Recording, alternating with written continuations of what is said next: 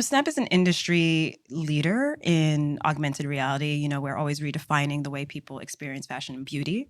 AR shopping makes it easy to discover and try, and it makes the experience honestly about the person and not the product, which in a way slightly removes that intimidation factor, which allows the person to really kind of sink into the brand POV of that brand and whatever that product is. It enables people who don't really see themselves in maybe luxury brand products to try them on and learn more about the brand. That is Rajni Jacques, Global Head of Fashion and Beauty at Snapchat. Hello and welcome to the Create Tomorrow podcast. I'm your host, Cassandra Napoli, Head of Marketing and Events Insight at WGSN. Every 2 weeks, I will be taking you on a journey looking at how brands and consumers are creating tomorrow, whether that's through product innovations, actions and strategies, or online behaviors. Today's episode is all about the integration of fashion and beauty into Snapchat. From digital fashion on Bitmojis to the maturation of shoppable AR and its robust creator economy, we explore how the platform is a key driver for growth for fashion and beauty brands looking to court Gen Z and alpha consumers. Rajni, can you please tell our listeners who you are, a bit about your background, and what it is that you do at Snap? Yes, I started my career in traditional media publishing. Back in the days, creating a monthly magazine is kind of where I cut my teeth. But I definitely want to say in the probably mid to late aughts, there was a shift, and the shift was obviously into digital. And so, what that really did for me, to be honest with you, is it opened up my world where I saw publishing and media as one thing. And then I started to see, like, oh, wow, we could create more. And I found myself here, hence my move to Snap, which was one of those moves that people were like, really, you want to go to a tech company? But for me, I only saw it as the beginning of a kind of ecosystem that hadn't been fully realized yet. So essentially, what I love to do is to unlock the potential with brands and creators to educate them on what Snap can do for their business, and how Snap can grow their brand through whether it's AR, Bitmoji, and obviously we have a robust creator ecosystem. And so I kind of bridge the gap in all that and work cross-functionally at the company with, comms and marketing and sales to really come up with what that fashion narrative can be at Snap. I think a theme on the podcast recently has been highlighting how fashion can be a tool for growth. So we talked to the NFL about that. We talked to a lot of tech companies about that. To an outsider who's maybe not, a Gen Zer who's using Snap or who doesn't know much about fashion, it kind of seems maybe a bit strange that there would be a fashion and beauty role within a tech organization. But it isn't really that strange when you think about the stats. So there was a new report out that says 113 million people experienced a sponsored beauty lens in 2024. It's an enormous amount of people. So do you think that this type of brand integration will continue into 2025 and beyond? And will we see a sort of maturation of brand integration within tech companies, with it, whether that's Snap or other platforms? Absolutely. We're always trying to find new and exciting ways to work with beauty brands for the sponsored, AR lenses. I also think, we have great use cases too, Mac and Nix and tons more that really showcase what Snap AR can do. And so we don't see this stopping anytime soon. This is not a thing where it's like, all right, it's not a trend, as I like to say. It's not a trend. It is something that is here to stay. And I think, when we're thinking about the consumer, AR has really democratized fashion in a way, and the way that people shop, because it gives the consumer, the buyer, the freedom to try on pieces from the comfort of their own home. And brands love that aspect. Like, you know, obviously, the mall culture is not necessarily there anymore. So how can they penetrate maybe a new demographic or their customers in a different way? And so that's why I think, going back to what I said, it's not a trend. It is something that will become part of, you know, okay, we're, for the brands, we're doing a campaign. What are the different levers that we touch to reach our audience? So And tech moves fast. And as we develop new technologies, there will be more products for brands to want to integrate into. And so, yeah, with that, I just think it kind of goes hand in hand. Yeah, we saw that there's about 40% of consumers who are willing to actually pay more for an item if they can test it in AR. Do you think AR try-ons are the future of fashion? Obviously, a couple of years ago, it was quite gimmicky, right? A Yeah. lot of the technology was not quite there yet. But as we move closer, as time moves on, rather, it's maturing. Or I guess, how has Snap really been luring in the fashion crowd, fashion brands with this Yep. technology recently? Snap is an industry leader in augmented reality. We're always redefining the way people experience fashion and beauty. Um, and again, there's just so much opportunity there. And it's been exciting to see how creative brands are getting with the technology and the brands that we work with. So, I think, again, going back to that democratization, AR shopping makes it easy to discover and try. And it makes the experience, honestly, about the person and not the product, which in a way slightly removes that intimidation factor, which allows the person to really kind of sink into the brand POV of that brand and whatever that product is. I also think another way to look at it is it enables people who don't really see themselves in maybe luxury brand products to try them on and learn more about the brand. And again, without ever stepping into a store on their couch, on their bed, and then they can share it with their friends like, hey, do you think these sunglasses look great on me? Do you think this lip color looks great on me? And so they're showing kind of their tribe these aspirational items. And it's again, it's one of those things. It's creating dialogue, not just with the brand, but then again within the people that they're sharing it with. And I just feel like it's such an amazing tool for a community to express themselves, as we've seen over the past couple of years. And it's evolved from it just being an entertainment thing, as you said, like back in the day, gimmicky. I know sometimes people think of Snap and you think of like the throw up a rainbow or the doggy and stuff like that, which is still part of the DNA. But I definitely think it's moved from entertainment to having like a true utility Mm. for business.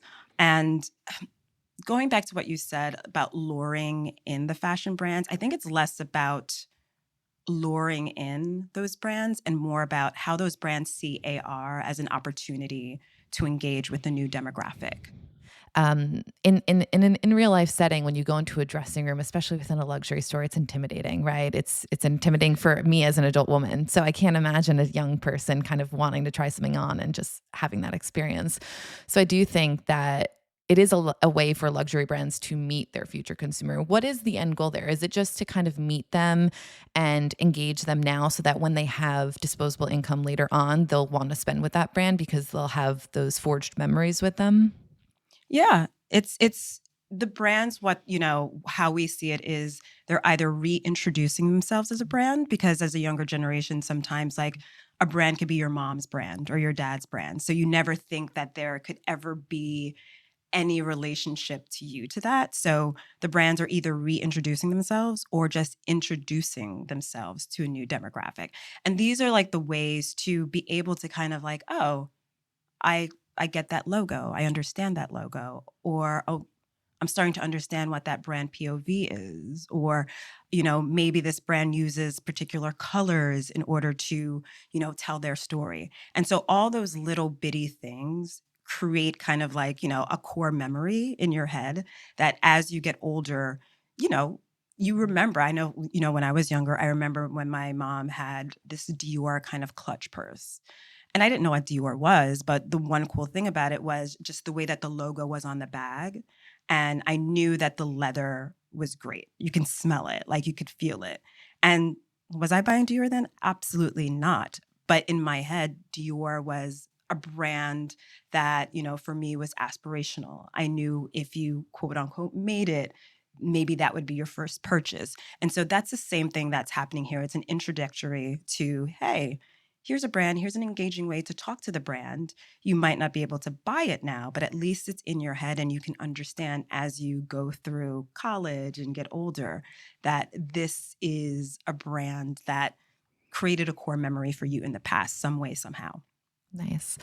There's a new version of Snap Spectacles out that has emerged with enhanced AR capabilities that allow for real time interaction with digital elements superimposed onto the physical world. So, how can fashion brands really integrate this into this medium rather? Yeah, Snap has long worked with fashion brands prior to the generation of spectacles. I think, in 2019, we partnered with Gucci and filmmaker Harmony Korine on a limited edition pair of spectacles. And so we're always looking forward and really trying to see, like, okay, where can we bring this in the future? And so right now, I think for us, it's more about honing what we have and then also thinking about fashion brands to experiment with for building those experience for spectacles.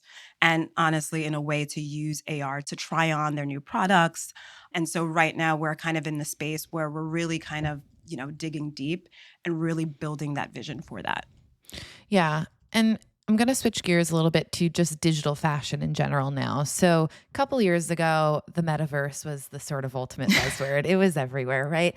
And there was lots of different integrations into digital spaces that fashion brands and beauty brands took, trying to tap into the so-called metaverse, right? By 2031, the global digital fashion market set to reach $4.8 billion. Insane. Insane. That's for those listening. Can you define digital fashion for us and how Snapchat has really leveraged this as a tool? The digital fashion market is real for us now and has been for us for a very long time. But we also know that it's growing. So there's a demand for it, whether it's your mass, niche, contemporary, or luxury brands.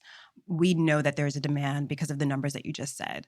But I think for us, it's the why is there a demand? The role that digital identity in general plays in today's world has really helped to create that demand. Digital self expression propels a certain type of self reliance, and with Bitmoji on Snap, we already have the infrastructure. So the community is incentivized to engage with that product.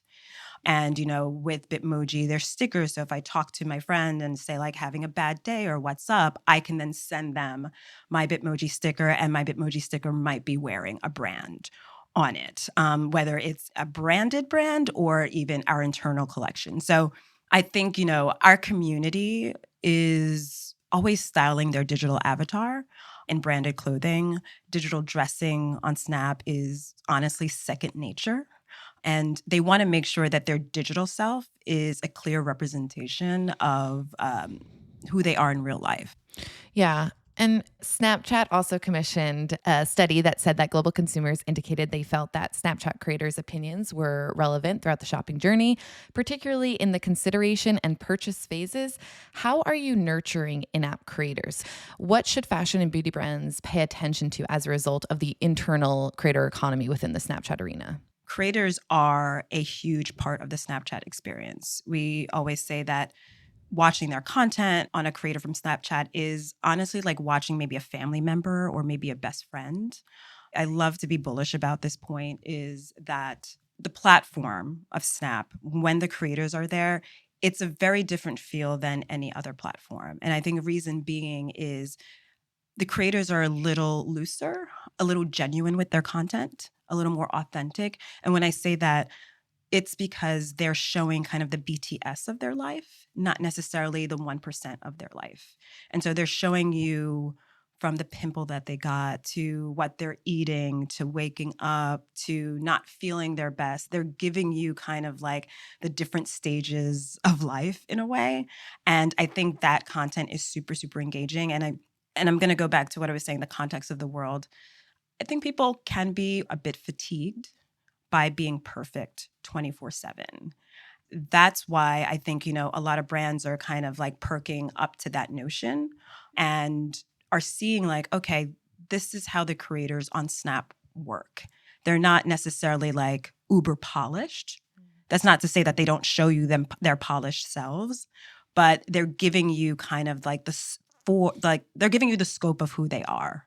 And I think that just resonates and it builds an audience because people trust you because they feel like, oh, you're being vulnerable with them. And obviously, with brands, they want to kind of seek out creators, ambassadors, influencers, however they call them these days. They want to seek out those that feel authentic, that can really speak to possibly their product in a not so buy, sell way, but a very organic way. Can you so something that I've been thinking about lately has been we've been tracking in the trend world this sort of rising digital fatigue, which is probably not something that you guys want to hear, but there is a rising digital fatigue amongst young people in particular. We're starting to see it become quite intergenerational, right? So at first it was just kind of like a small pocket of Gen Z. Luddite culture was emerging, and particularly in the New York area, where a lot of people were deliberately going offline. These young kids, they were buying dumb phones. They didn't want to be connected. We're starting to see. You mentioned you're a parent, and you were starting to see a lot of millennial parents take stock of online life for their alpha kids, right? As Gen Z ages and or kind of evolves into parenthood themselves, they could possibly render a world where they don't want their beta kids to be on the internet. So I'm guessing knowing that this is potentially a future which could grow, right? It's a small pocket of consumers right now, but is this something that Snap is thinking about? Do you think we'll ever see Snap in the real world where, digital fashion actually comes to life and it's more tactile and, experiences move from just the internet into an in real life setting? Yeah, I mean, digital fashion has come to life for us. Before we've done, the Vogue exhibition in Cannes and in London, where, we partnered with brands from Balenciaga to Stella McCartney to Versace, and there's way more, where you could actually go in a brick and mortar and try on their collection. So we've always been thinking about that. This is not, again, that's not part of the future. That has always been part of the now for Snap. And listen, digital fatigue is digital fatigue. I think we all feel it, just because you don't want to compare and contrast yourself 24/7.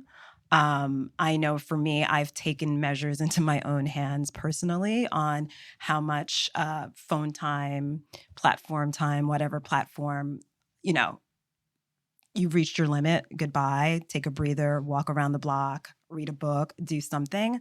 But I think Snap has always thought about in app, all the different things that we have in app, but also, experiential, which is a huge part of what we do. AR lenses, partnering with brands. We partnered with Nike at their store to kind of bring that AR, that digital fashion to kind of a real life moment. So I think we're always kind of really thinking again that 360 storytelling as opposed to just one thing, because we all know things change. The context of the world changes. So, as you said, that the betas probably, I feel like the betas are probably going to be like the smallest Generation? generation. Yeah, there is Yeah, talk about that. Yeah. I feel like they're probably going to be the smallest generation just because I think of like from millennials to Gen Z to the alphas, and the betas will be the first ones that are like fully integrated, not just digital, but like AI. But I feel like there is, because I already see that like not backlash, but that I need to I need to be accountable for the part I play in this digital landscape. Yeah, that's great. I ask all of my guests this, so I'm going to ask you as well. Who is somebody that you admire who's creating a version of tomorrow that really inspires you? Oh my gosh. I'm one of those people, there's people that inspire me. No one knows who they are. I would definitely say, I know this is going to sound a bit cheesy, but I think of the work that my mother does. She's not a digital person. She's just starting to kind of like work her way on it, and it fascinates me. But she's a giver, she helps people. And so I'm going to leave that as a blanket. Like for me, the people that inspire me are the people that are innovating ways for us to be more present while having all of these digital things around us. How do you become a wholesome person? How do you build your own morals without seeing them, on a scroll feed, and not let that seep into who you are because you feel like that's what you have to present. And so anyone who is kind of doing like the good work and really trying to help us keep a balance is someone I admire. I would say as of late, I've always been, but just the way that Bernie Sanders is really speaking to what is happening now and for us not to get bamboozled into kind of all the noise and to really stay focused for me is a driver. And I think that sentiment is not just in politics, that's in work life, that's in family life. Yeah, I definitely would say that is definitely someone that's creating a version of tomorrow that inspires me. And I can't wait to see what that alpha generation and even that beta generation does, because I can't even imagine what it will be. But I do think that they are kind of the generation for good, which started with Gen Z. Working at Teen Vogue at the time, that was like 2016, when, it was the first election of Trump, and just seeing all these young kids really speak out from their heart, not be ashamed, not be embarrassed, being brash, but also sensitive at the same time, was just such a nice marker of, wow, this generation, people always like, oh, they're lost. This generation isn't lost. This generation knows what they want. And I think Generation Alpha is probably going to know what they want even more and are going to be very unapologetic about it. Thank you to my guest, Rajni Jacques, Global Head of Fashion and Beauty at Snapchat. If you're a WGSN subscriber, look out for more trends at WGSN.com. And if you're not a subscriber, please come and discover our services. We'll be back in 2 weeks' time for our next episode. In the meantime, you can catch the CEO of WGSN, Carla Buzashi, next week on our other podcast, Lives of Tomorrow. I'm your host, Cassandra Napoli. Be sure to follow and subscribe to this podcast, and see you next time.